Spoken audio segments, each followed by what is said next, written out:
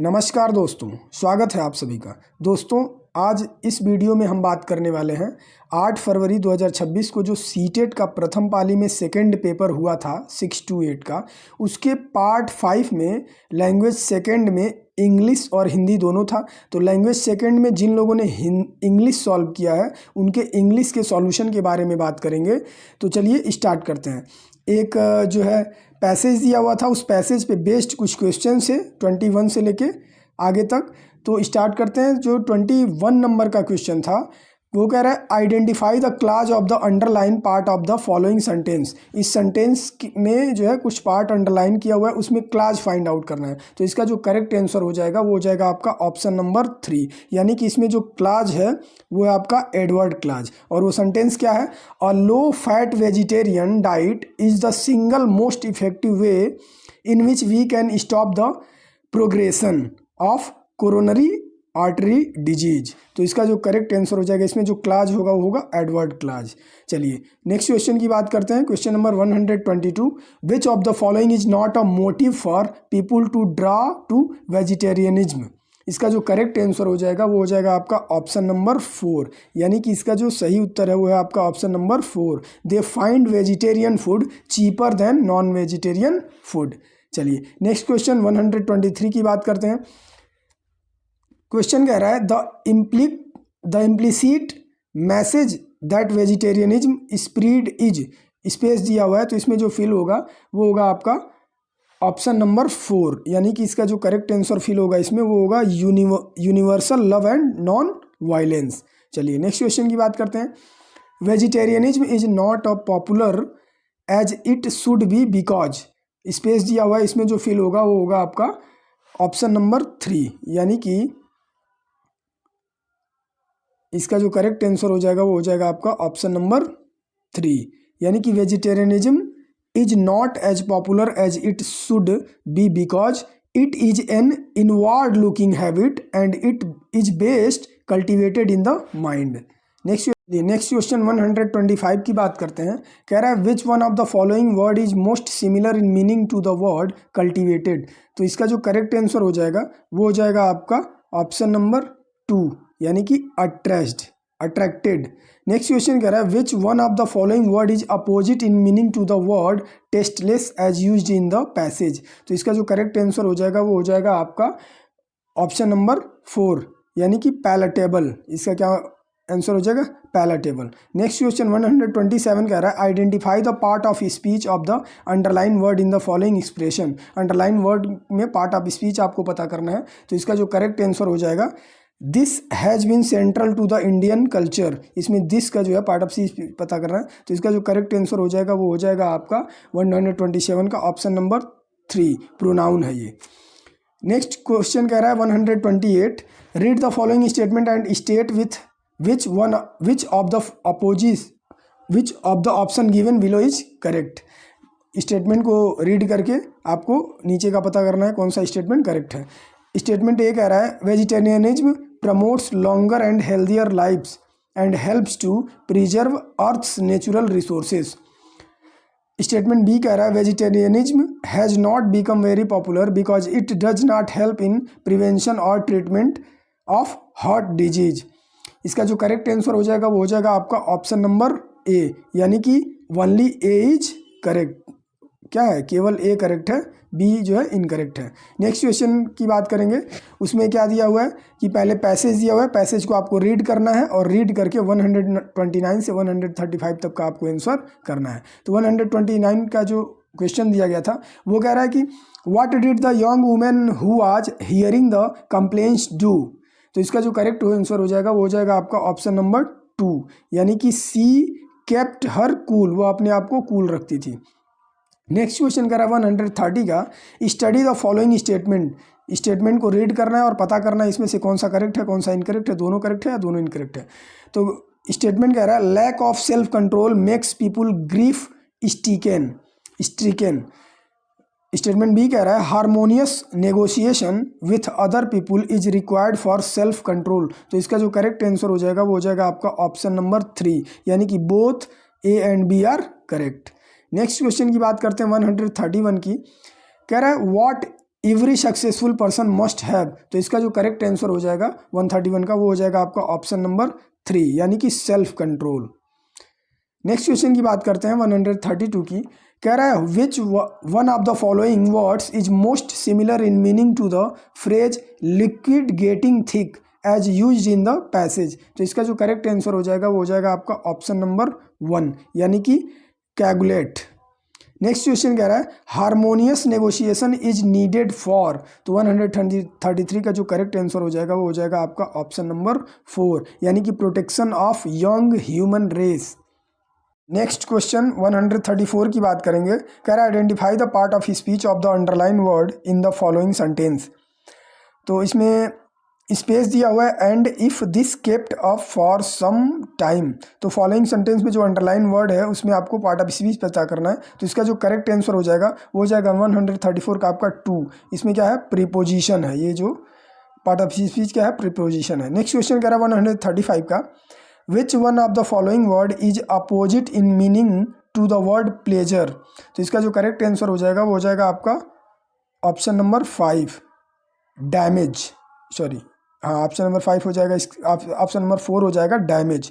Next question कह रहा है 136 का a teacher gives the following assignment to her student of class 8, what type of writing would this be described as.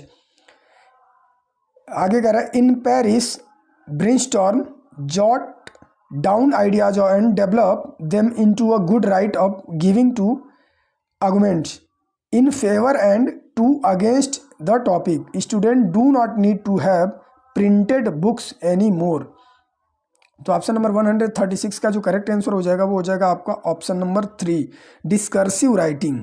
क्या हो जाएगा discursive writing. Next question कह रहा है विच of the following is true of the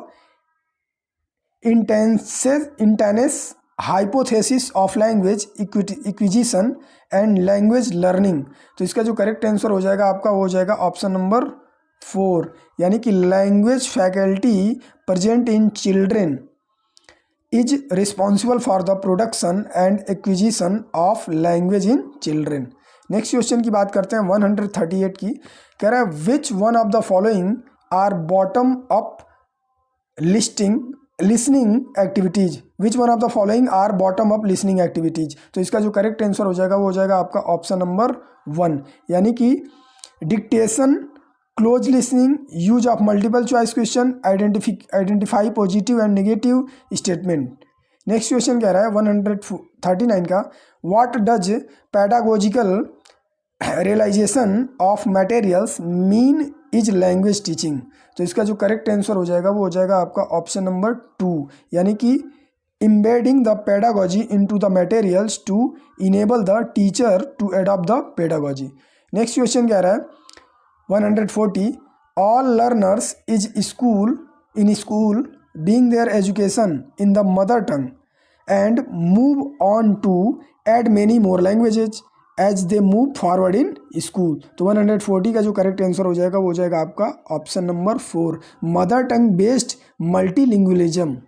mother tongue किस पे based होता है मल्टीलिंगुअलिज्म पे बेस्ड होता है। नेक्स्ट क्वेश्चन कह रहा है 141 का Sandhya reads an article on machine learning to find some information, what is her reading known as, तो इसका जो 141 का जो करेक्ट आंसर हो जाएगा वो हो जाएगा स्कैनिंग। करेक्ट आंसर क्या हो जाएगा स्कैनिंग। नेक्स्ट क्वेश्चन 142 कह रहा है what is the following task known as, task कह रहा है a piece of small text is made into 2 different chunks or every alternate sentence is given to a pair and each learner dictates to the other and the other writes. This process is reversed to make the other person listen and write and they can later work together to finalize the whole text। इसका जो correct answer हो जाएगा 142 का वो हो जाएगा आपका mutual dictation. क्या हो जाएगा म्यूचुअल डिक्टेशन। नेक्स्ट क्वेश्चन कह रहा है learning is a search for meaning, learning is a search for meaning therefore learning must start with the issues around which learners are actively trying to make meaning, which educational philosophy advocates the above idea, इस idea में कौन सी educational philosophy advocate की जा रही है? तो 143 का जो करेक्ट आंसर हो जाएगा वो हो जाएगा आपका ऑप्शन नंबर 2। ये क्या है? कंस्ट्रक्टिविज्म। नेक्स्ट क्वेश्चन कह रहा है what do form oriented language inputs refer to? तो 144 का जो करेक्ट आंसर हो जाएगा वो हो जाएगा आपका option number 3, inputs which focus on information.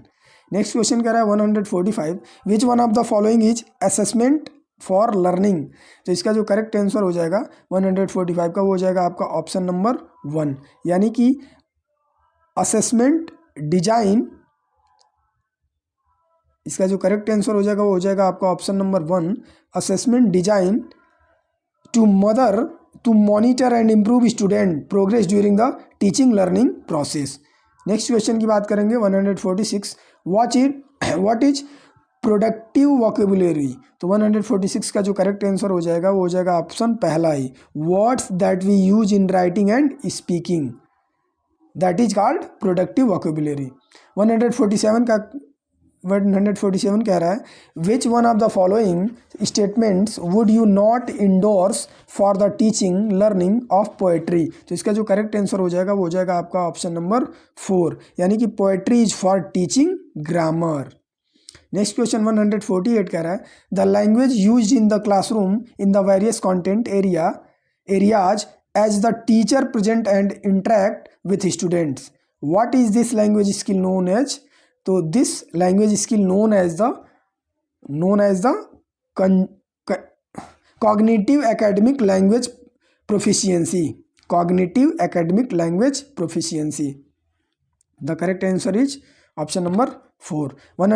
Next question की बात करेंगे 149 की, which type of grammatical knowledge does the following statement mean? Knowledge about the form, describing it and applying it in limited practice. तो 149 का जो correct answer हो जाएगा वो हो जाएगा आपका option number 4, declarative knowledge. Next question कह रहा है, और इस सेशन का या इस लैंग्वेज सेकंड में इंग्लिश पार्ट का लास्ट क्वेश्चन कह रहा है what does the following task involve? Task कह रहा है learners are given a hotel menu and they have to order food for 4 people, 4 लोगों के लिए उन्होंने होटल में खाने का ऑर्डर किया, for an amount of 1800 rupees. One is a vegetarian and other one is a allergic to mushroom, एक शाकाहारी और एक को मशरूम से एलर्जी है। They have to keep Rs70 for auto rickshaw, उन्होंने 70 रुपये ऑटो रिक्शा के लिए गो बैक टू हॉस्टल जाने के लिए खर्च किया। Learners are speaking about what they will order, their preferences and keeping the money to get back to the hostel. तो इसका जो करेक्ट आंसर हो जाएगा वो हो जाएगा ऑप्शन नंबर 1, यानी कि हायर ऑर्डर थिंकिंग स्किल। इसका करेक्ट आंसर क्या होगा? Higher order thinking skill. तो डियर फ्रेंड्स, ये था लैंग्वेज सेकंड के इंग्लिश का सॉल्यूशन। आशा करता हूँ आपको ये सेशन अच्छा लगा होगा। Thank you.